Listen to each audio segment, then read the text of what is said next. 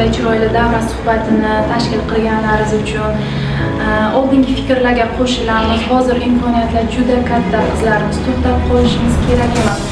Sizlarga yaratilgan imkoniyatlardan eng kattasi ikkinchi bo'ldi menimcha, suhbat asosida oliygohga qabul qilinyapsizlar.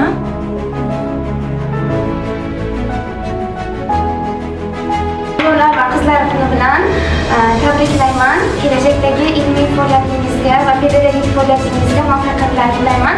Ilohim sizni yo'lingizni bizga bersin. Barchamiz havas bilan o'tiribmiz.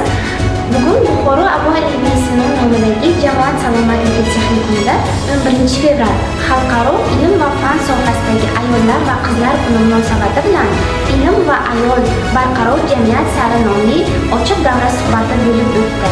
Bu davra suhbatida viloyatimizdagi faol olima ayollar va Zulfiya mukofoti sovrindorlari bilan suhbat o'tkazdik va bugungi davra suhbatida biz o'zimizga kelajakdagi ilmiy faoliyatimizga katta motivatsiya oldik.